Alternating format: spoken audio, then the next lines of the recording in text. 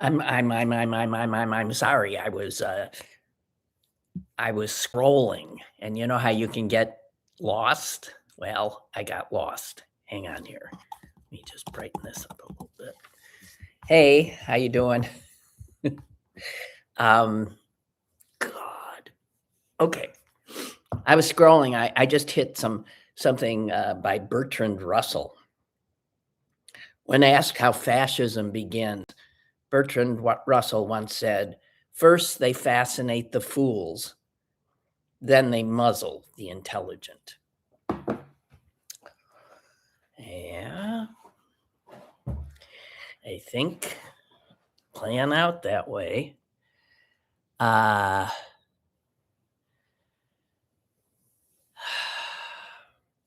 So a friend sent me something that's got me puzzled. It came from the editor. Okay, Watchman, that's what I'm going to talk about. Of City Paper, Pittsburgh City Paper. And it says, "We're back."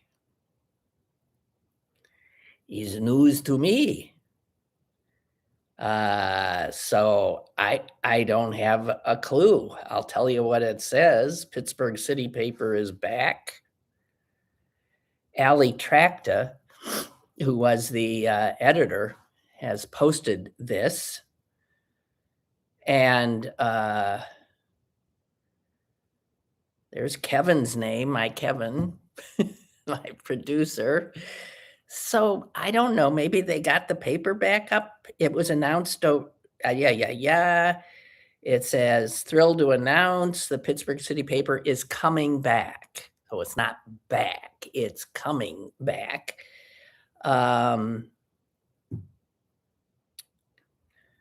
relaunching both online and in print. You thought print was dead and gone, didn't you? If City Paper is alive, so is print, beginning soon with monthly issues. I don't know.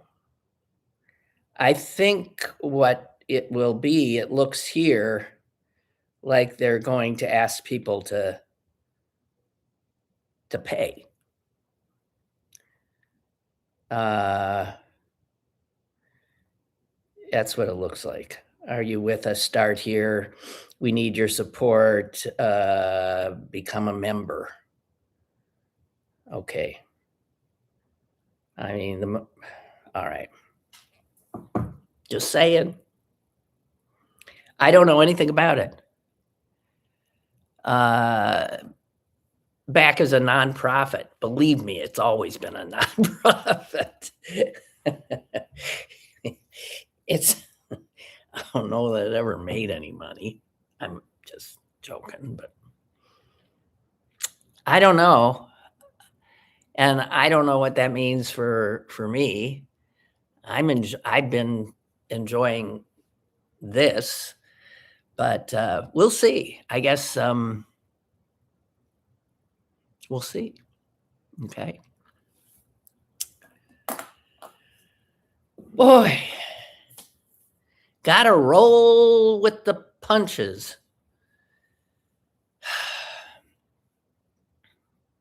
I couldn't sleep last night. And when I couldn't sleep, I was, God, you know what got me? Cesar Chavez. I couldn't, you know,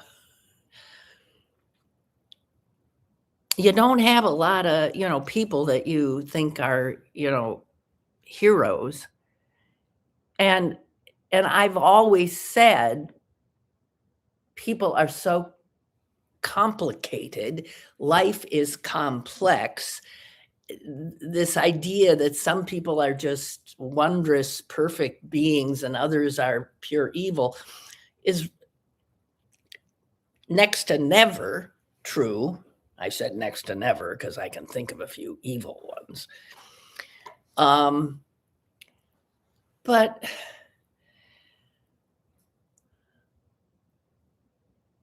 I mean, as a woman, I just there's part of me that just what is wrong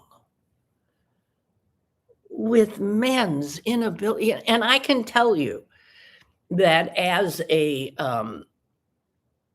lefty during the 60s, um, the men that ran the movement were a bunch of sexist pigs. Women were sidelined totally. And it's ever been thus. Women were used. So I'm thinking at the time, yeah, this is the way it was. I don't care what movement you're talking about, what institution you're talking about. How many big men do we need to see taken down like this? The good, the ministers, the teachers, the leaders.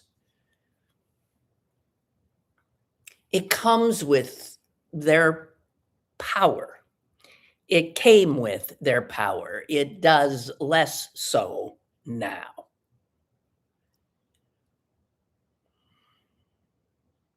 But that is a very recent development.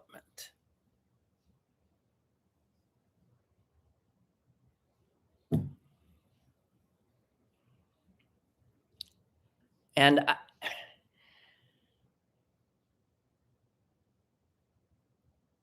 it doesn't negate the good work he did, because he did it.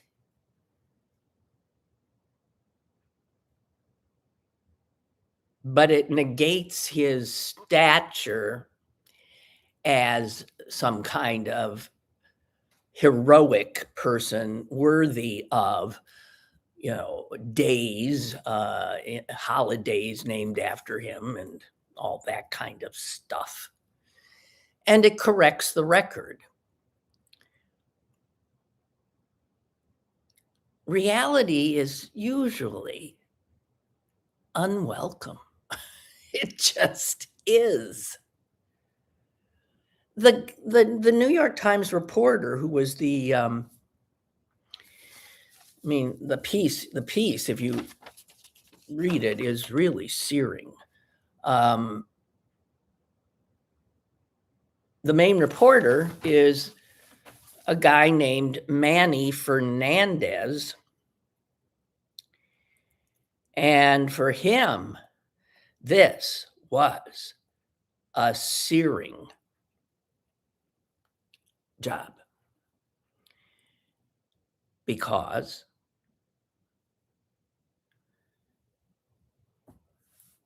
his grandparents, both his mother's side and his father's side, were farm workers. And they worked the same fields that Cesar Chavez organized. And he grew up in a family and home, obviously, that revered him.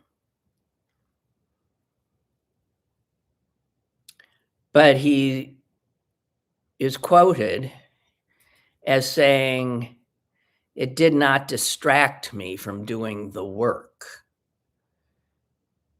It was just an irony that I'm the guy at the Times who's doing it, who's from here, who understands the legacy of this man, which cannot be overstated in California, which is where he was from, and this guy is from." And he went on to say he represented the best of us. And I mean Latino America. And to discover that he had this dark side is disturbing. But we need to know who our heroes are reality. And so, we now have this administration that can't handle reality. So they take down any historic exhibit that that tells of an America that was not some kind of, perfect myth-like picture that they carry around in their heads. Reality is always messier, but it's better to live in it. Harder to live in it. And there's an awful lot of people now who are seemingly incapable of it.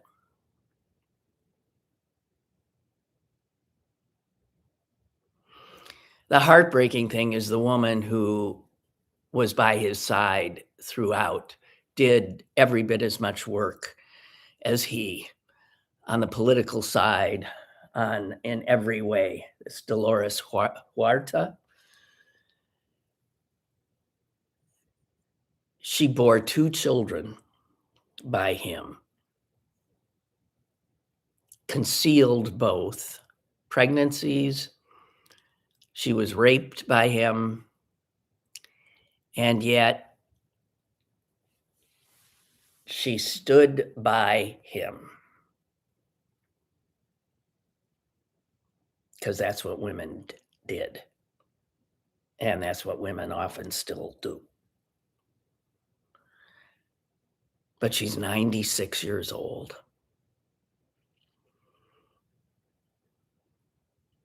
And she's too old now to keep lying. And when she learned, when the Times told her that these other younger women had come forward who he'd abused when they were children,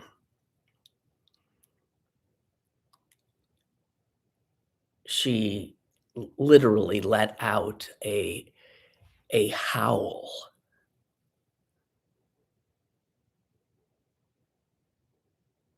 So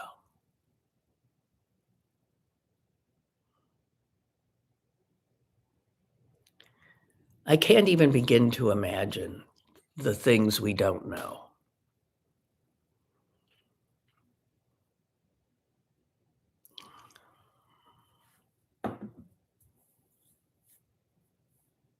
God.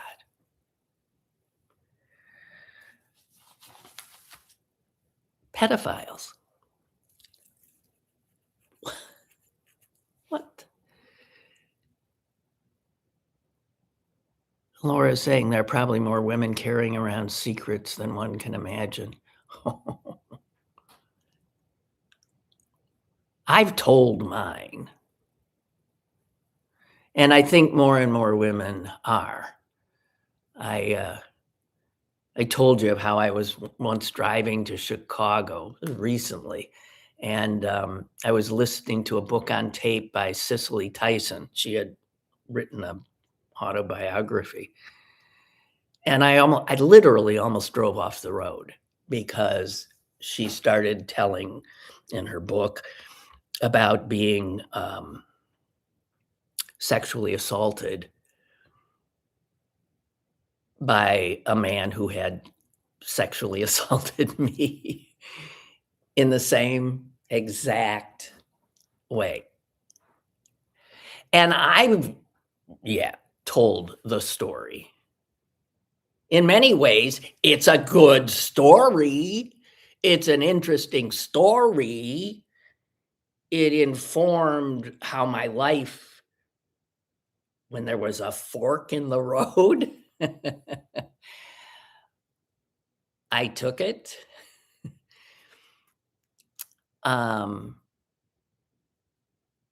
And I don't know, the way I've always seen these things is shit happens, and you go on.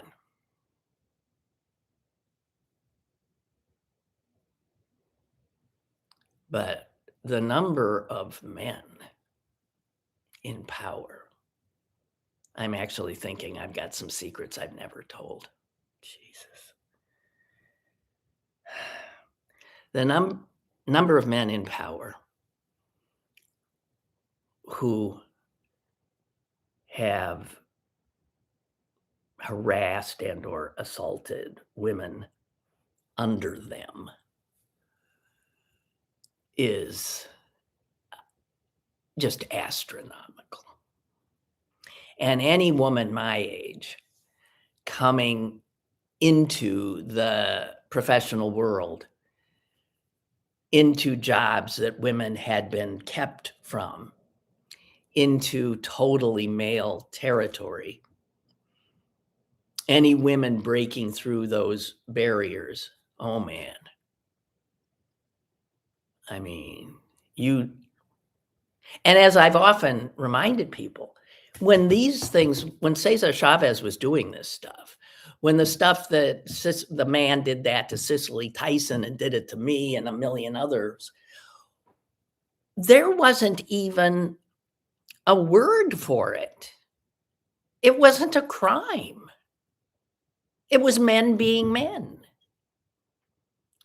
The phrase sexual harassment, it didn't exist. We had no language to talk about it. So when I show up in the first newsroom I worked in, sat down, the only woman in the room, all the men in there looking at me, and I pulled out the drawer of the desk, and there was a used condom in it, a gift from the boys that I'd be working with. And they were all waiting for me to see it. And it's that kind of thing. And, I just closed, and it just it was the way it was. You didn't complain.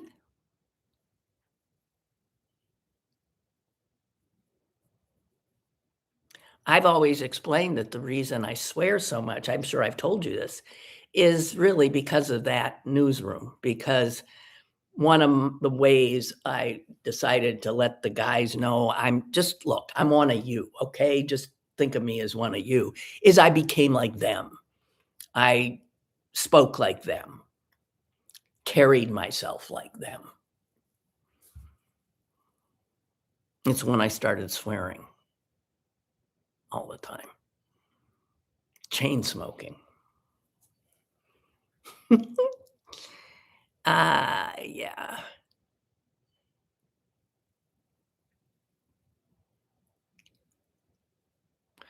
Okay, I'm looking at you guys. When is a hero no longer a hero? Listen, some in some respects, I mean, you cannot take away from him that he moved a lot of people forward, that he did some good stuff. But you don't valorize the man.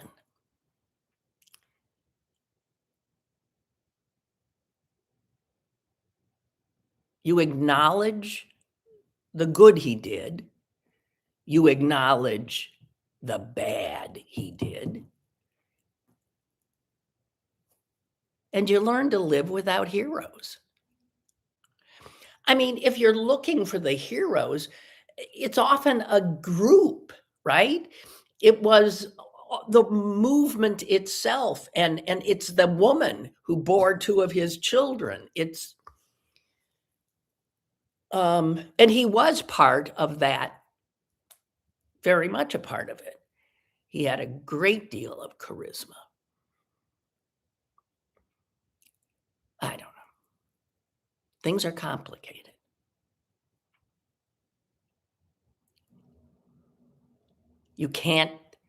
It doesn't erase the good stuff. It just erases the halo around his head. Right?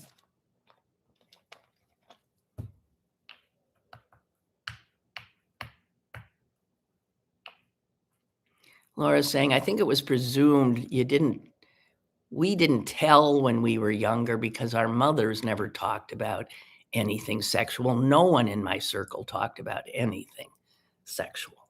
True.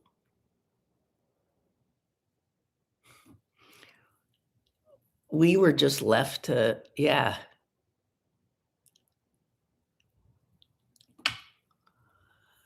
Oh, God.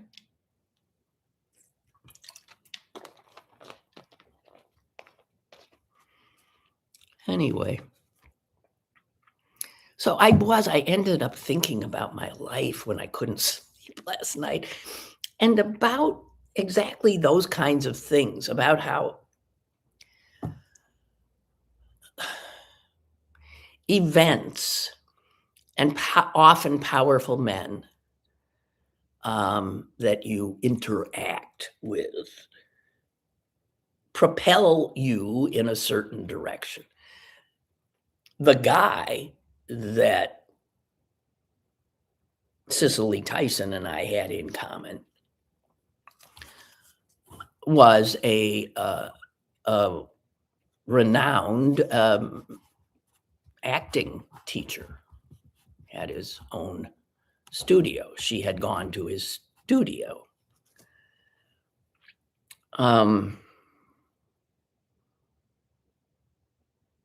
And I got trapped in a relationship with him.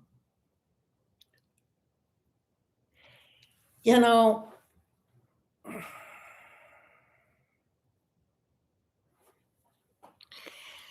and I've told you the story. I got out of the relationship because Norman Jewison, that marvelous director, look him up. I mean, God, so many incredible movies. Norman Jewison, who's not a Jew. How can you have a name like Jewison and not be a Jew? Norman Jewison called him one night.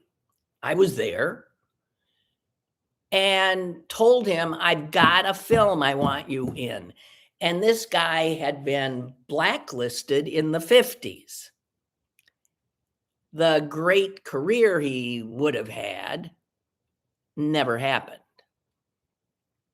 because he was a commie. And Jewison said, it's time to bring you in from the cold. I've got a great part. And it turns out that the movie was filming in Yugoslavia, as I recall. And I was informed that I'd go with him. And then I informed him the first time I stood up, no, I won't. That was the fork, and that was the way I got away. But the road I took was the road he put me on, because he said, if you won't study with me, not that I ever studied with him, you'll go to New York and you'll study with Sanford Meisner at the neighborhood playhouse. That's how I went to New York. If Norman Jewison had never called and told him, I've got a part for you in Fiddler on the Roof, I never would have gone to New York. I never would have had the life I had. Isn't it odd how things happen? Because it was going to New York. It's where I met my husband. It's where I learned certain skills that ended up eventually getting me into the work I've done. If Norman Jewison hadn't made that call.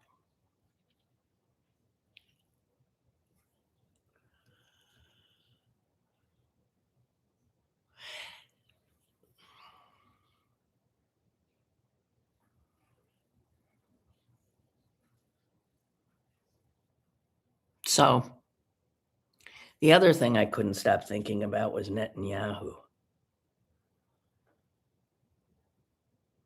And I'd happened to see that he and I are like the same age. I guess a year older. He graduated from high school in 67. I graduated in 66. He graduated from a high school in suburban Philadelphia, Cheltenham.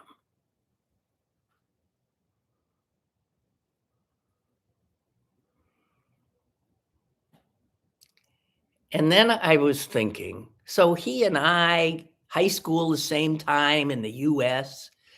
And then I was thinking how odd it was when I found out that my sister-in-law, who comes from this little town in New York State called Hornell, knew his brother because Netanyahu was a doctor in Hornell, New York. And because I thought, what? Well, I mean, and then I Googled him in the middle of the night. And it turns out that he is licensed to practice he's in there up to 2026 in New York State, in Pennsylvania, and a number of states around here, Netanyahu's younger brother. He's a radiologist. He also is a writer and playwright, who I read when I was Googling him, had a play that opened in New York City at the June Havoc Theater. Does the name June Havoc ring a bell? Because that set me off on a whole other thing. You know who June Havoc was? She was an actress. Enough of an actress that they named a theater after her.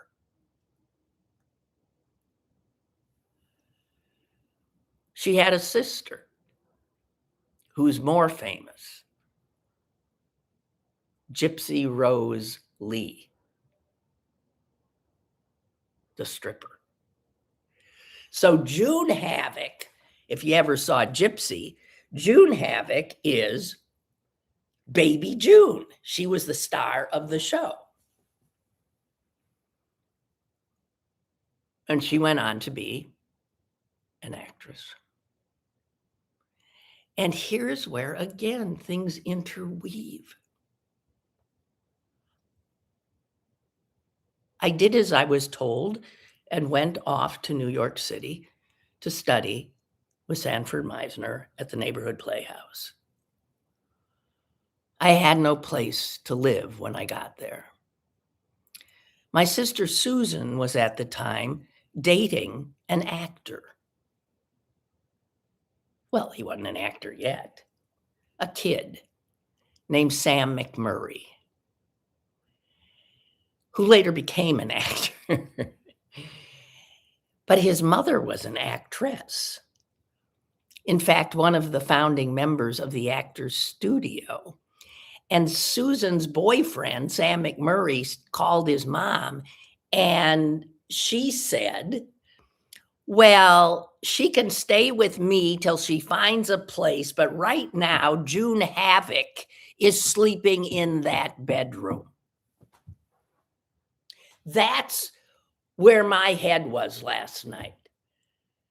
I look up Bibi Netanyahu graduates, get to his brother, finds out his brother's a doctor in Kathy's hometown of Hornell. Then I knew that. But then that he wrote a play that was at the June Havoc Theater. And I had to wait for June Havoc to pack her bags and get out so that I could have the bed in Sam McMurray's mom's place in New York City.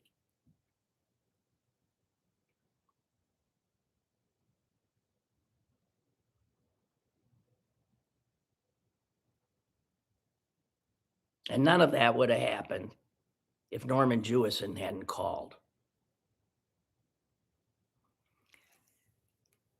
life. And I once told this story on WTAE when I had the radio show there. I'm telling the story, and the phone rings. And I took the call. And the caller said, Sam McMurray was my boyfriend. And I said, okay, but I assure you he was also my sister's boyfriend. He was my boyfriend. What year? And we started trying to figure out years.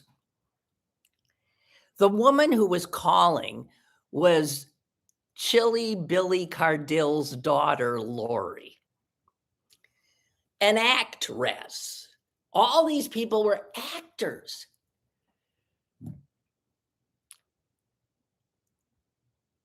And yes, she was. He was a big love of her life. We later we got together.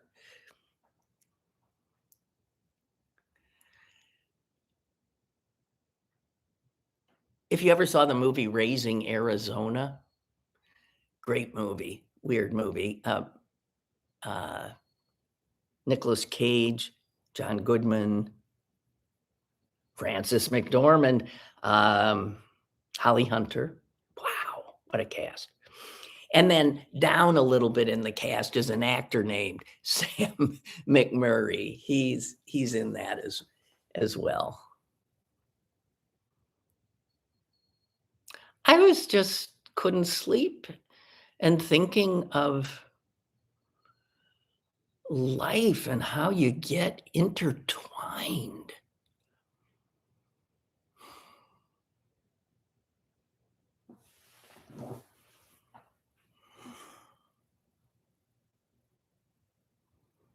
I really was thinking how nice of that Sam McMurray's mom to let a perfect stranger who was what?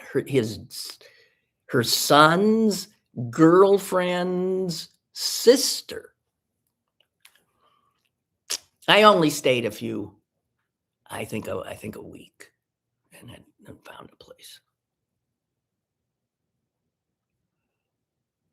John Fetterman. Got some buyer's remorse there. Un-effing believable, right? He makes Manchin look like a good guy or a principled guy. I don't know. I can't even figure it anymore.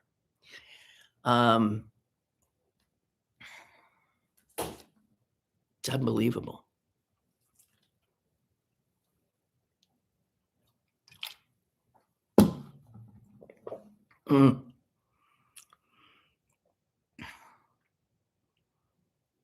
Strange obit in the Times today about a woman I'd never heard of called Carol Kittman.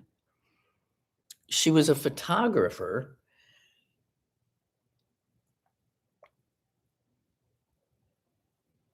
Lori Cardill's big claim to fame is being in Day of the Dead, one of George Romero's zombie movies.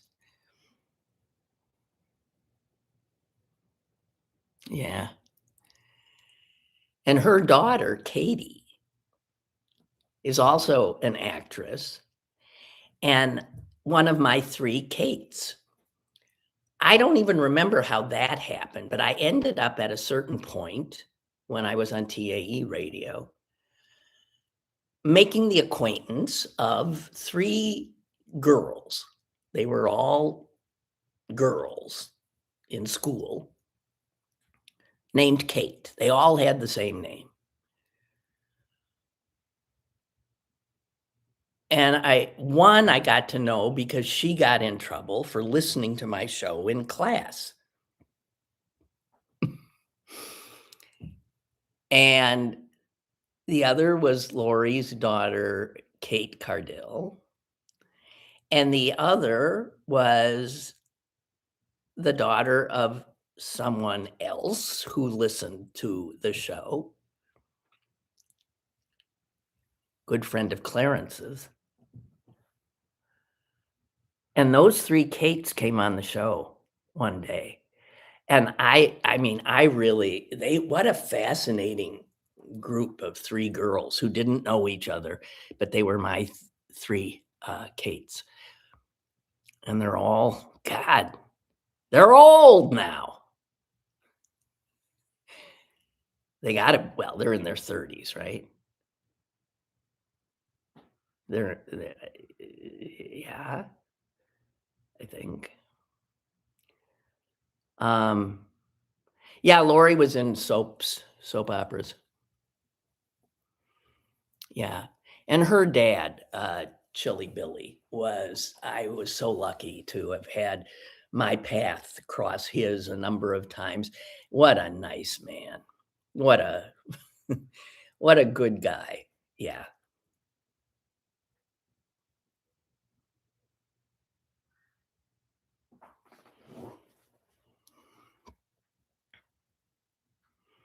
Wasn't Sam McMurray on the Tracy Ullman show?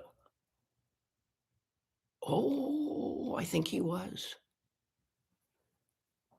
That was a great show, wasn't it? I think he was. Yeah.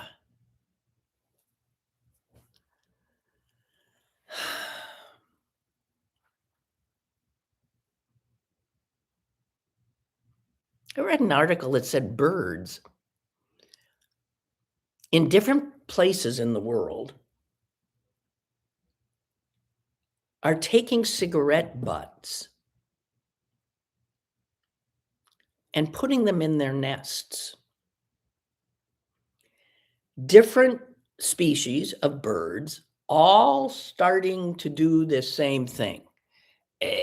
Some of them just put the butts in whole. Some of them rip the butts apart and scatter them throughout. And this is a science story, because a bunch of scientists have started looking at the behavior and trying to figure out what the hell. And what they've figured is the birds have figured that with the cigarette butts in their nests, they have fewer parasites, fewer ticks, fewer fleas, fewer insects that bother them and harass them, and that their babies seem to be healthier. And some scientists are starting to try to measure if in fact that's true. And so far what they're finding is they do seem to be healthier. It does seem to keep pests away. What they don't know is the negative effects of putting those cigarette butts, to the developing chicks and stuff. Something that the birds might have to find out the way humans found out that, I know those cigarettes look like a good idea, but, in the end, you might want to cease and desist. But one of the scientists said what it shows is that birds are smart and they're capable of learning new stuff, trying out new stuff. And the fact that different birds in different parts of the world were doing the same stuff. Whoa. It's interesting, isn't it? That's going to be my getaway from the horror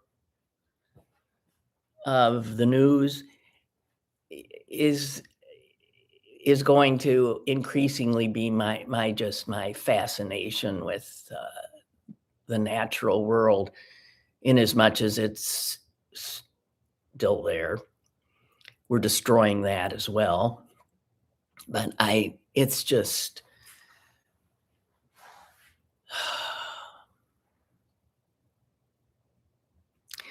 Mord writes, there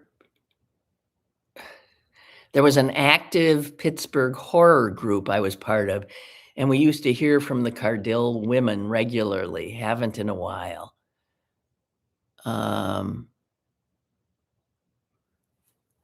Yeah, I haven't either. Oh, I don't know. Um,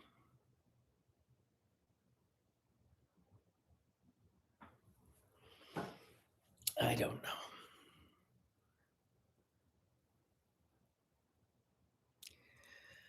Oh, what else I got here?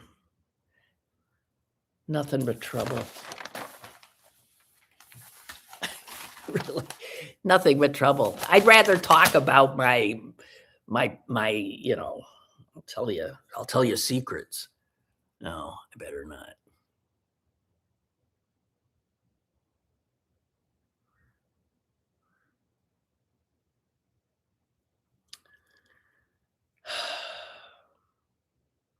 But I think this happens when you get old, that you're left to ponder the strangeness of your life, how a chance meeting or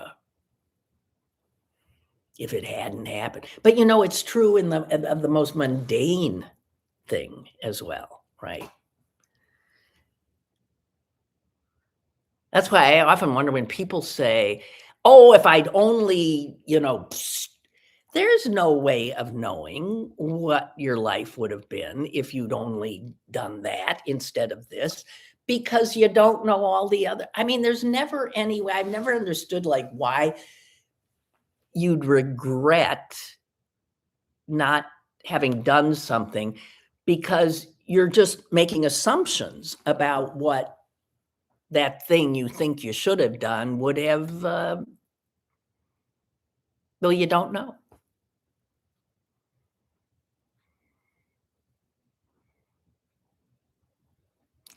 Chili Billy was also in a Romero zombie movie, Night of the Living Dead. He was also in Tom Savini's remake. Uh, what a sweet guy. I think there was a big, this is where my memory is. There was like a really big thing where a whole bunch of people came. It was at Heinz Hall, and we um, lauded him, Cardell. I can't remember what the occasion was, but I ended up sitting next to Bruno Sammartino, who again was as nice a guy as I had met him before because I'd done a story on him, but what a nice guy that guy was. All these, they're all gone. Everybody's gone. Everybody's dead. Ah,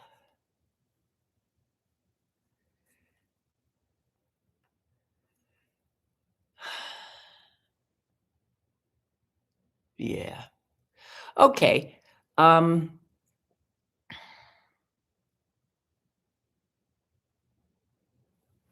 I'm sorry. I'm sorry for the silence. I have told you I prefer it, and I can fall into it very easily and forget that I'm supposed to be talking. So maybe I like literally did there for a minute. I would have sat there for some time if I something told me, hey, hey, yo, whoa, you're on. Um, I have to fly somewhere in like about a week and a half, and I am already a wreck. I don't have fear of flying. I have fear of traveling. I have fear of airports and air travel. It's the experience of it. I literally, I really would. I'd rather get a colonoscopy. I really, if you gave me a choice, colonoscopy wins hands down. Um, But I'm particularly anxious this time because the airports are a disaster right now. I mean, the TSA, those guys are not getting paid. They're not getting paid. A lot of them calling in sick because they're working second jobs, all of that. A lot of them calling in sick because they're just sick of the whole damn thing. A lot of them quitting. Those that are there, overworked, stressed out at a time when their job is most important because of sleeper cells that might want to blow a plane out of the sky.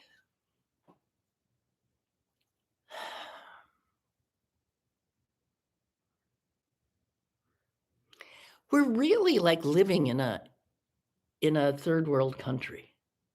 I mean, where you cannot rely on anything working, right? That's the way I feel. And I, the fact that where I'm going, I have to change planes and go through, there is so much that could go wrong.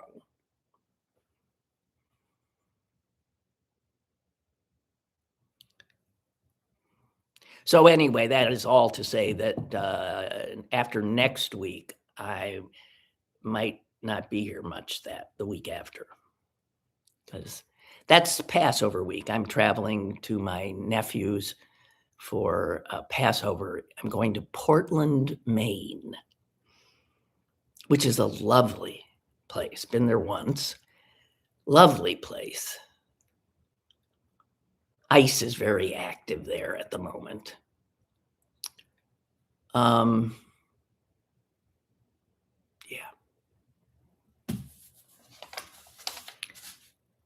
But, well,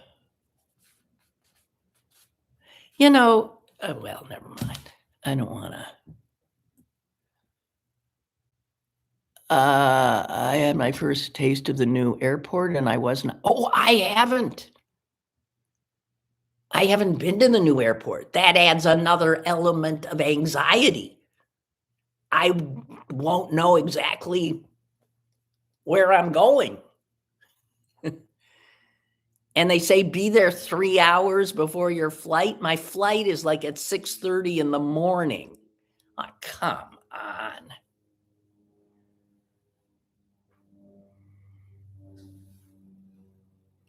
on. Christina. One of the Kate's moms. Kate is 40. Oh my God. 40.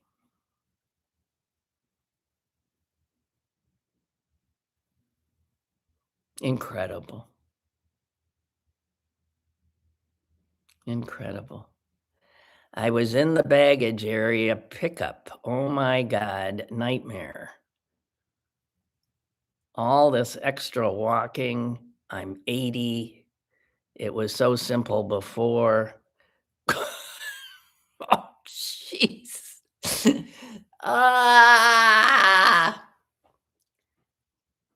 Well, your big mistake was you checked a bag.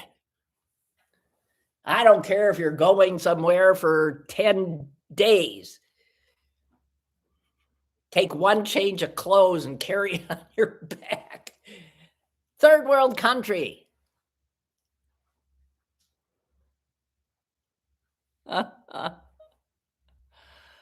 Oh, man. Dear God.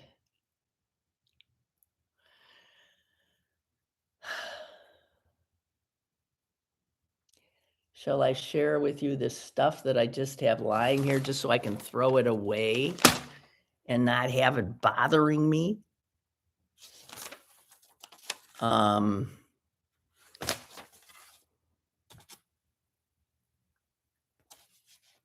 Environmental Protection Agency under Trump is such it's the Environmental Pollution Agency is what it is. And as you know, they have gotten rid of every regulation.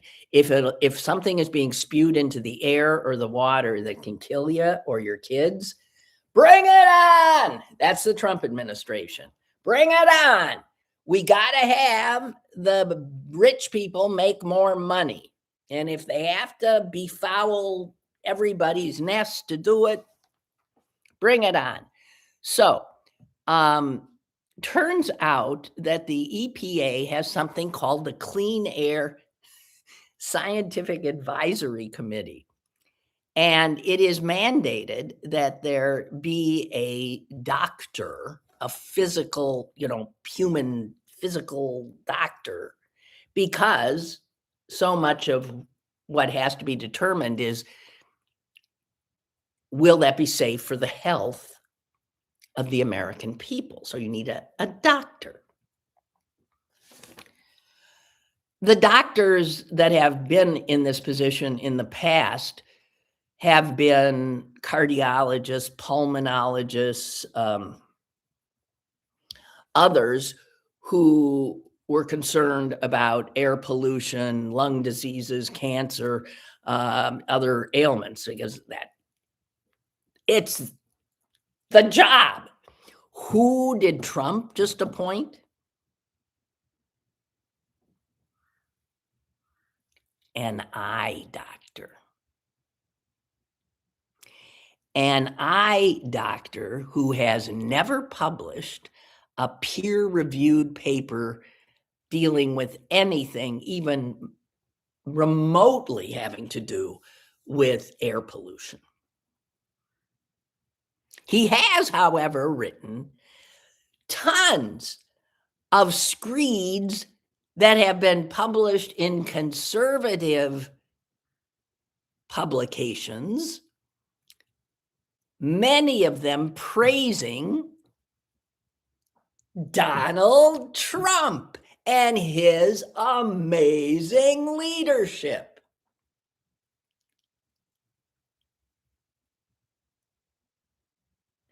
This doctor, eye doctor, also is part of a group that claims that planet warming carbon dioxide is, in fact, beneficial to human beings and nature.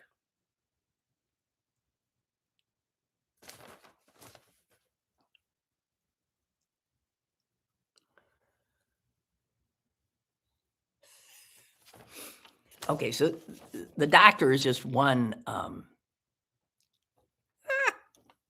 to chair the panel that the doctor is going to sit on. Trump put in a guy named Tony Cox, who is a consultant who rejects the widely established link between exposure to fine particulate matter and premature death. He's received a lot of funding from the American Chemistry Council and other industry groups that fight stricter environmental regulations. So I really do. It sounds like I'm kidding, but I really mean it when I say that it is pretty hard to look at what this administration is doing. Even in little things like the doctor that's put on this particular, or the war, or whatever he's doing and it's doing. It would seem that you would say they're doing a bang-up job if the goal is to kill as many people in the country and in the world as you possibly can. They're doing a hell of a job.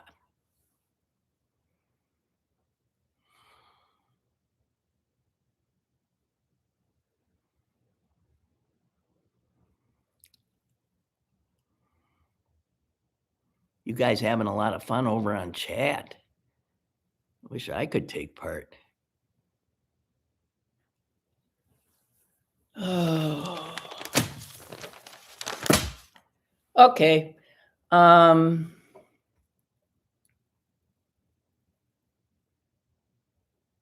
think that's it. I'm just looking. I mean, I do have some other stuff, but I'll be damned.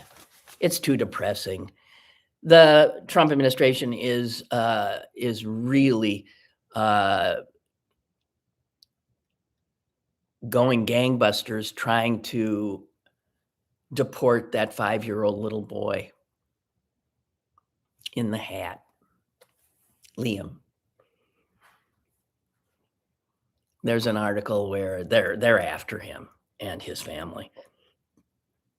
The family has done nothing wrong except come to this country and ask for asylum in the way that is legal to do.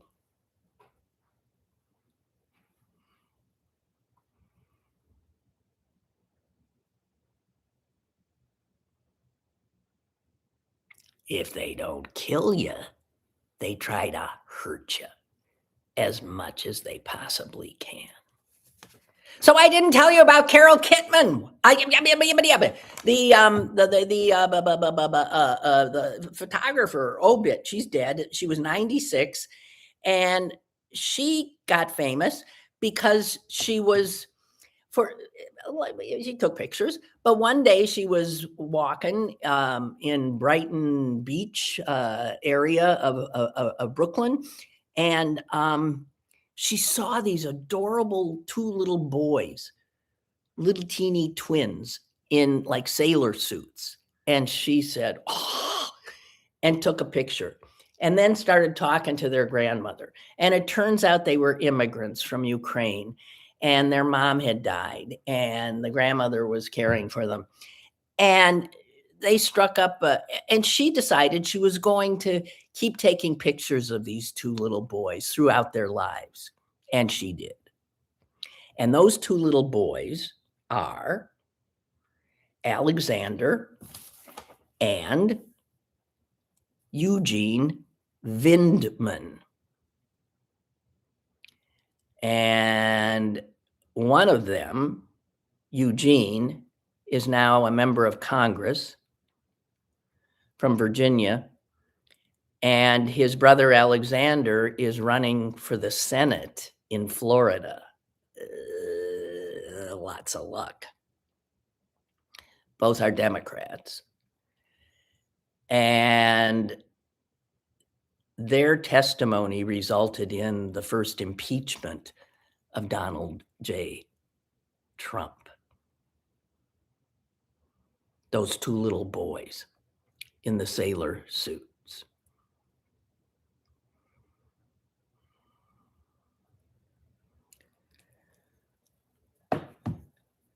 I guess at the time, I'm trying to remember exactly, they were both on the National Security Council, and he went after him big time after. And they ended up retiring from the military, which they had both served, because the Trump White House was just after them left, right, and center. So anyway, the photographer became really tight with them, and to her dying day, became almost a family member to these twins, the Vindmans. Okay, I think that's it. Oh yeah, they testified about the call to Zelensky, the Ukraine, trying to find, remember that? That was the first impeachment. Okay. Okay, I think that's it, guys.